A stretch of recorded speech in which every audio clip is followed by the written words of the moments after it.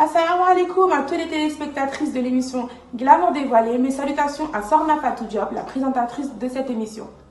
Alors, je m'appelle Aminata, j'ai 22 ans et j'habite en France et je suis hôtesse d'accueil. Franchement, qu'est-ce qui m'a poussée à porter le hijab?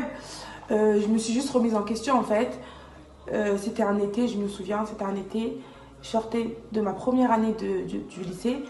Et en fait, je me remettais en question, je me posais beaucoup de questions sur la vie d'ici-bas. Et je me disais, ouais, pourquoi je porte pas le voile? Et je me rappelle, je me suis dit, ouais, avant de me marier, Inch'Allah, je porterai le voile.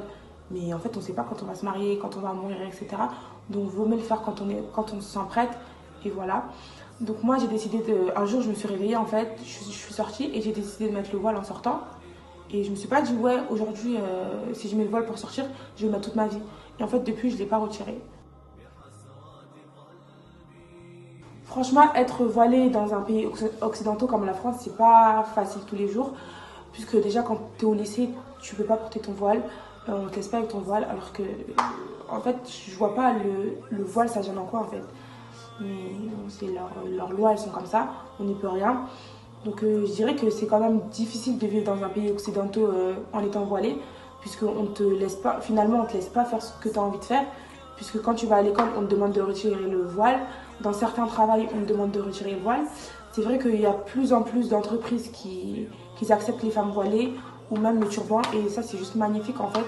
Et c'est vrai que c'est pas facile tous les jours, mais bon, on s'accroche. Moi, pour ma part, j'ai jamais eu de gros problèmes. C'est vrai qu'il y a certaines entreprises dans le monde du travail qui ne nous laissent pas travailler avec le hijab et ça, c'est malheureux. Par exemple, à l'heure d'aujourd'hui, je travaille dans une entreprise dans laquelle je travaille avec mon turban. Et c'est très bien, alhamdoulilah, ça me convient très très bien. Je sais que je travaillais dans une autre entreprise, c'était comme c'était un établissement scolaire, j'avais pas le droit à mon voile et ça je trouve que c'est malheureux en fait.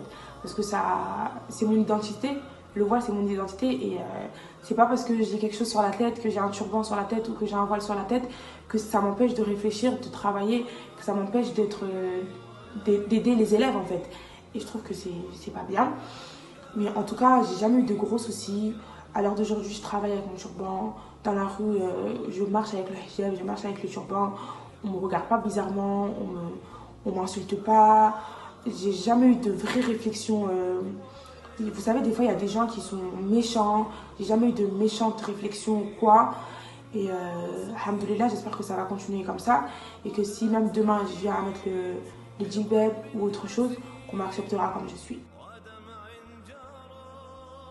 Alors moi, si j'ai quelque chose à dire, c'est qu'en fait, on sera tous amenés à être jugés. On va tous mourir. Donc si on doit faire quelque chose, qu'on le fasse bien et qu'on ne pense pas en fait qu'à la vie d'ici-bas. Il faut vraiment penser à après. Parce que la vie d'ici-bas, certes, on vit, mais après la mort, il y a notre vie en fait. Pour moi, c'est comme ça. Et je me dis que si toi aujourd'hui, tu veux mettre le hijab et que tu te mets des freins parce que tu te dis que demain, tu ne vas pas trouver de travail, que demain on va te regarder mal, que demain tu n'auras pas d'amis, que ta famille va te renier, etc. Faut pas penser comme ça en fait. Faut toujours penser positif. Si tu penses négatif, c'est sûr que tu vas te mettre ça dans la tête et que tu vas être mal, que tu vas être angoissé. Mais franchement, pour ma part, je me suis jamais dit ouais, si je mets le voile demain, j'aurai pas de travail ou quoi. Parce que c'est faux. C'est faux en fait. À l'heure d'aujourd'hui, il y a des femmes voilées qui travaillent dans le monde avec leur voile. Et en fait, ça c'est juste une rumeur, je dirais. Et il faut que tu t'acceptes comme tu es. Si tu as envie de faire quelque chose, si c'est ton choix, fais-le et fonce. Tu demandes de l'aide d'Allah et ça peut que aller en fait. Oui, c'est vrai que quand j'ai commencé à porter le voile, les gens de mon entourage, ils me regardaient. Enfin, il y a certaines personnes dans mon entourage qui me disaient mais Ami, qu'est-ce que tu fais? Tu trouveras pas de travail. Ami, enlève ton voile. Ami, qu'est-ce que tu fais? T'as pas besoin d'être voilée pour prouver que tu es musulmane.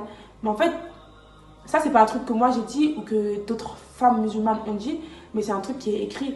Donc, il faut vraiment qu'on se remette en question et qu'on arrête de penser à la vie d'ici-bas. Aujourd'hui, je fais des erreurs, on commet tous des péchés, on est tous des humains et que Dieu nous pardonne. Et je me dis qu'en fait, c'est pas parce qu'aujourd'hui je fais un péché et que je me dis, ouais, je fais ce péché, donc faut que j'enlève mon voile, faut que j'enlève mon voile absolument. Pour mettre le voile, il faut être parfaite. C'est pas ça en fait. Les gens, ils ont tendance à penser que le voile, c'est c'est le synonyme en fait de la femme parfaite, de la personne parfaite. Alors que non, en fait, quand tu mets le voile, c'est juste parce que tu obéis à ton Seigneur. On commet tous des péchés, donc je pense que en fait, la seule chose qu'on a à faire, c'est d'être meilleur chaque jour, essayer d'être meilleur chaque jour en tout cas, et d'aider les personnes, de suivre la voie du prophète Mohammed sallallahu alayhi wa sallam, et c'est tout. Prier, continuer à prier, et voilà, avec des bonnes personnes, c'est tout. Faut vraiment se dire que dans cette vie, personne n'est parfait. Donc ma soeur, si tu veux mettre le hijab, si tu veux mettre le turban, lance-toi, en fait, mets-le et n'écoute pas les gens, en fait. N'écoute pas les gens, vraiment. Fais ce que tu as envie de faire. Fais les choses dans lesquelles tu te sens heureuse et Allah sera avec toi, Inch'Allah. Tu pries, tu continues à prier et tout ira bien. Tout va bien se passer pour toi. C'est pas parce que demain tu mets le voile que demain tu vas mettre le turban, que demain tu vas pas trouver de travail. C'est faux. Dis-toi que c'est faux, que tu trouveras du travail, que tu es magnifique, que c'est pas parce que tu es voilée, que tu n'es pas intelligente, tu es intelligente. Tu as tout ce qu'il faut en fait. Tu leur montres qu'en fait, sous ce voile, il se cache un cerveau. Je vais vous montrer un tuto de hijab très simple, comme je l'avais sur la vidéo. Et c'est très simple à reproduire. Donc là, j'ai juste mis un foulard sur ma tête. Et là, je vais prendre un grand foulard en fait, qui est super long. Et je vais le poser sur ma tête. Un côté long et un côté court toujours. Je vais le tenir comme ça. Et moi, je mets pas, il faut savoir que je mets pas d'épines sur mes hijabs. Parce que je trouve que ça les abîme. Donc là, je le tire juste. Et je l'arrange. Et je viens le poser en fait derrière, tout simplement. Et je trouve que ça, c'est une façon très pratique de le mettre. C'est joli et ça passe partout.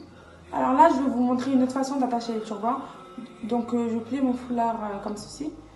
Et je viens le poser sur ma tête, en fait. Tac. À l'arrière, je viens faire un nœud.